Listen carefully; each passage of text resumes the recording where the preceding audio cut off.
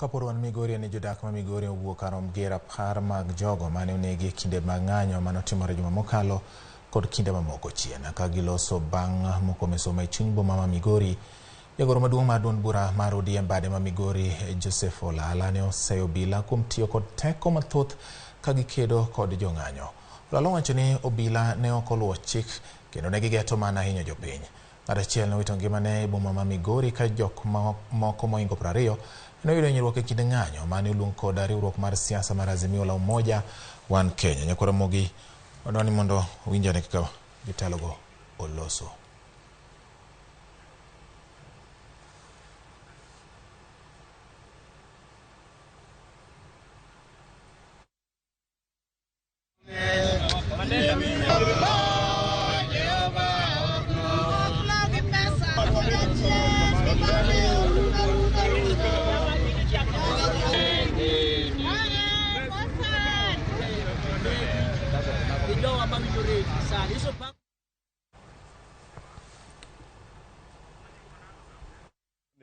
Gisanego ng'enywa kendo moko nitiere mane osiptal, moko nie mochari.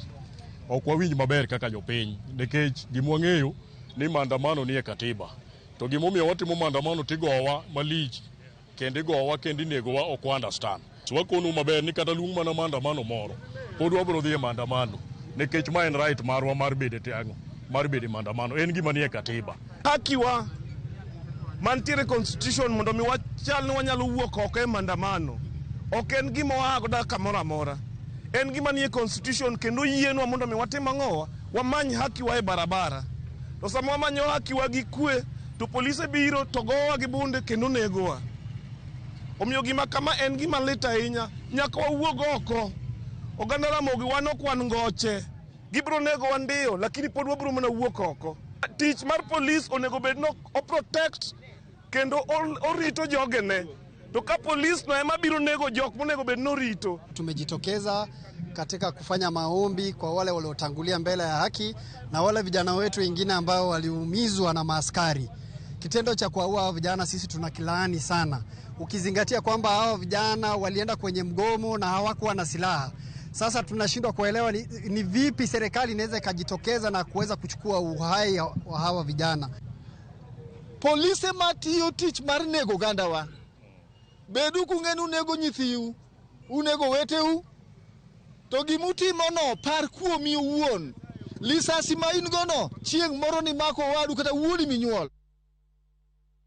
Promogi wi wachno kurwada ne watudre kod jafwambo marwa ma Migori George Juma ma bende onyiso ni to wach mar rapar kata lam ne chunje ma nyocha ne olal e kinde mag ng'anyo kod joma bende medo yudo thieth e kinde ni kaluwore kod hinyruok mane giyudo e kinde mag ng'anyo chal nade Migori. Jojuma amosi ni misawa kendo daher mondo mi waler ni to e kaunti ma Migori kata boma ma Migori ma bende chenro mar rapar mag jogo mancha ne owito ngimagi dhi e nyime oganda maromo nade madiponi oyuoro to en kit wach mage ma iwacho e kinde ma ikuyo kod jogo kata familia mag joma ne owito ngimagi ka bende imedo jiw kendo imedo kwa chang mapiyo ne jok mane oyudo hinyruok e kinde mar ng'anyo. Erokamano bati awinji makare na dieri ni oganda kaunti ma Migori bende ni wuok oko mar ko jo Kenya mamoko odiochieng' ma kawuono mar paro jogo mane owito ngima kaachiel kod mago mane hinyruok e kinde ng'anyo ma bende ne obagi kaunti ma Migori to ahinya ndalo adek mar juma mokalo ka bende bande kama chuok mokalo kinyalo ng'iyo to ka kanyo nitie roundabout mar Posta kanyo mane wakungo bedo kod alam mokwongo ka bende kwethne sama kama osiwuok kendo kodhi nyaka bus pa kata stage mar geche ka bende gidhi timo alama chol kod mae kanyo ne gibiro ne gimoko msoma kaachiel kod kata somo muma kaachiel kod wer ka giparo chunje mag jogo mowito ngimagi ka bende komachielo bende gioro ote mar chang mapiyo ni jogo bende nyaka sani koro noyudo hinyruok e kinde ng'anyo manotimore juma mokalo. Wanyalo paro ne lipot noyudo en ni juma mokalo kuom dala adekgo ng'at achiel nowito ngima bang' kane ogoye kod lisasi ojana ma ji 19 e kinde ng'anyono ka ji maromo 13 be noyudo hinyruok bang' kane ogoye kod lisasi mabich kuomgi pod dhi nyime kod thieth ka moko to nothiedhi kendo ne osegole kuondego mag thieth.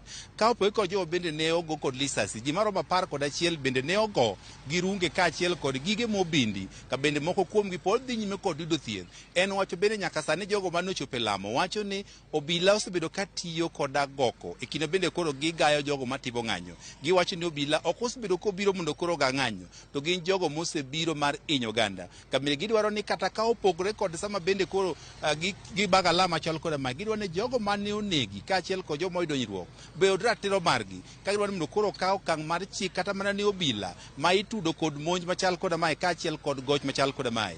Komachielo bende gitemo jiwo ni ber ka bende twak koro bedo mondo koro ne ni midhiero bende okwako piny Kenya. Gin mago bende otiek, ka giwacho ni midhierogi ok gin mago momako jokanyogo mag Azimio to jo Kenya mangima. Magiwacho ni nyaka sani osebedo kod pek kata mana wechego magago, ka dwaro margi en midhierogi koro tiek mapiyo piyo mondo koro gibed kod yot, kito ahinya bende koro tiek wechego mag ng'anyo.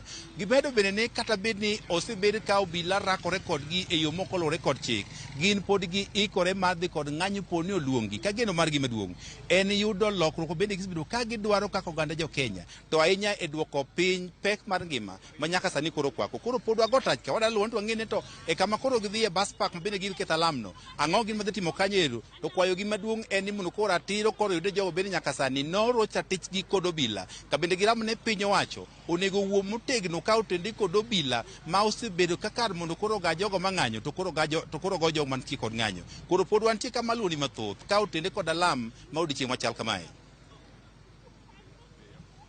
George Juma kuom miyowa lipot kowuok e gwenge ma Migori kotenre kod alam mar rapar chunje ma owito ngimagi kotenre kod wach mag ng'anyo manotimore juma mokalo kod thuolo machien to kod jogo ma bende medo kwane gi changa mapiyo ka gin e ute thieth. Juma, med luonwa kaka chenro ne dhi kendo ibiro medo miyowa lipode mamoko kotenre kod kaka ibiro wuo gi ote mabiro bet ne obila, sirikal kaachiel kod jong'anyo giwegi ma yuoro e ng'anyo e kinde moluong ng'anyo e pacho ka. Erokamano Juma. Kawadhi nyime en ni jodak ma Kisumu osebedo kod ng'ur mathoth kaluwore